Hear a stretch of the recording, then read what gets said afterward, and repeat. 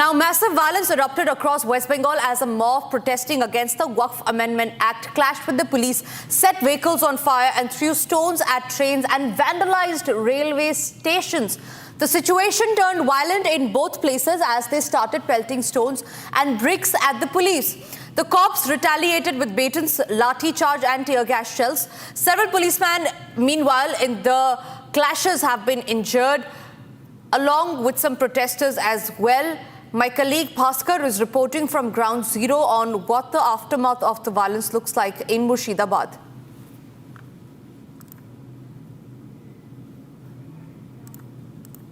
North Bengal state transport corporation की एक बस, जिस बस को तोड़ा गया, फिर इसमें आग लगाया गया। किसने किया? ये वक्फ अमेंडमेंट लॉ के खिलाफ विरोध प्रदर्शित करने वाले जितने सारे एंटी नेशनल्स जो देश के कानून के खिलाफ है, देश के कॉन्स्टिट्यूशन के खिलाफ है, उन लोगों के तरफ से किया गया। और देखिए जो हालत है, ये एनबीएसटीसी की बस और बस की जो हालत है, ये हालत देखकर शौक लगने वाला है, क्योंकि पूरा के पूरा बस को जला दिया गया। और आखिर ये बस जलाने से, ये गवर्नमेंट प्रॉपर्टी को डैमेज करने से क्या हासिल कर लेंगे ये जिहादी वाले, ये सवाल उठ रहे हैं। आप इस वक्त हम लोग हैं मुर्शिदाबाद जिले के अंदर जो साजू मोड़, ये साजू मोड़ पे, और यहीं पे ये वक्फ अमेंडमेंट लॉ के खिलाफ विरोध प्रदर्शन करते हुए कुछ एंटी नेशनल्स ने पूरा तोड़ मोड़ किया। यहाँ पे आग जलाया गया था। और अभी देखिए यहाँ पे बंगाल पुलिस की जो कॉम्बैट फोर्स है, जो स्ट्रैको फोर्स है, इन लोगों को डिप्लॉय किया जा रहा है। इन लोगों के पास ये जो टीयर गैस के कैनिस्टर से और शील्ड लेके हुए, और साथ में अगर जरूरत पड़े तो फिर फायर जो आर्म्स है, वो आर्म्स भी है अभी पुलिस के पास। पर सवाल ये है कि आखिर ममता बनर्जी के पुलिस और एडमिनिस्ट्रेशन को क्या ये पता नहीं था कि यहाँ पे लोग इकट्ठा होने वाले हैं? यहाँ पे आकर इस तरह से ये वक्फ अमेंडमेंट लॉ के खिलाफ विरोध प्रदर्शन के नाम पे यहाँ पे जो देश विरोधी कार्यक्रम है, ये कार्यक्रम हो सकता है। तो अगर ये इंटेलिजेंस था तो फिर उस तरह से क्यों जो प्रिपरेशन, वो प्रिपरेशन नहीं लेके गया? और नहीं तो अगर नहीं था इंफॉर्मेशन, तो फिर ये बंगाल पुलिस की इंफॉर्मेशन फेलियर है, इंटेलिजेंस फेलियर है, ऐसा मानना है सभी का। और देखिए यहाँ पे इस वक्त सारे सीनियर ऑफिशियल्स है, और जो सिचुएशन है, वो सिचुएशन अभी भी बहुत ही गंभीर है मुर्शिदाबाद जिला के अंदर।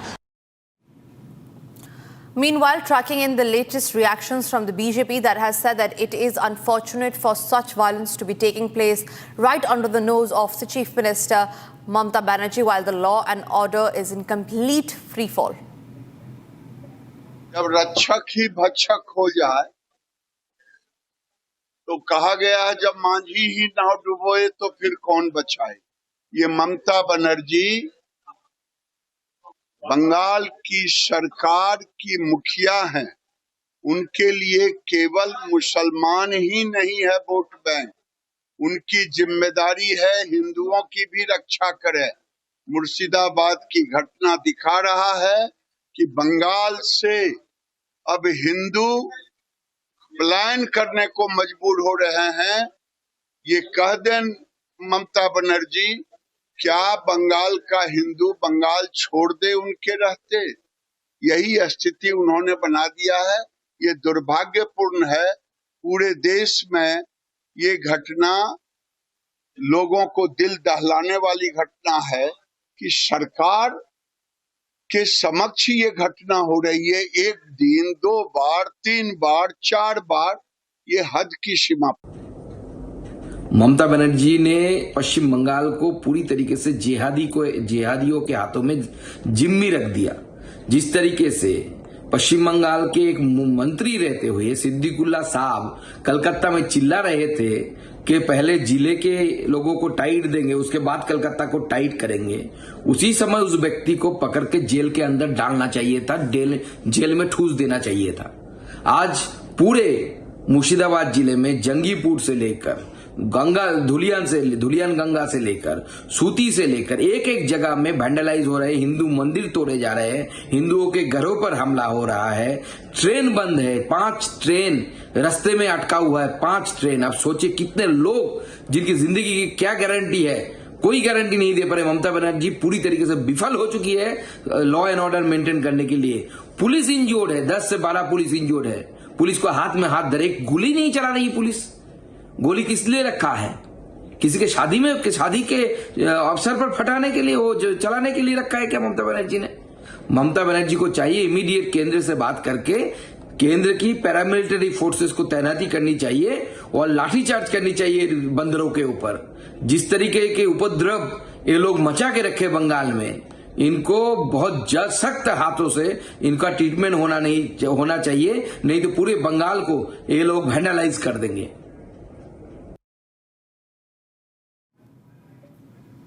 In fact, a short while ago, Bengal DGP Rajiv Kumar held a press briefing wherein he said that the police is not shy away from taking any action and will not hesitate to use mild force on those who are stoking unrest in the state. Listen in. It is our duty to protect the life and property of people. We will deal with it. Jarder eta hoyeche. Government has already said that they will stand by the people. Jadar damage hoyeche, that will be taken care of. But at the moment, rumors have to stop. People have to don't believe in rumors. We are taking help of. We are taking একটা এর মধ্যে এটা হয়েছে কি এটা একটা এর credit হচ্ছে ও ক্রেডিট হচ্ছে। This time we are fighting a situation where all of us need to be together. We need to understand that it is a fight between good and bad people. যারা বদমাশি করছে, যারা যে কেউ hooligan করে, যারা miscreants আছে, mischievous people আছে, we will deal with them very, very strongly.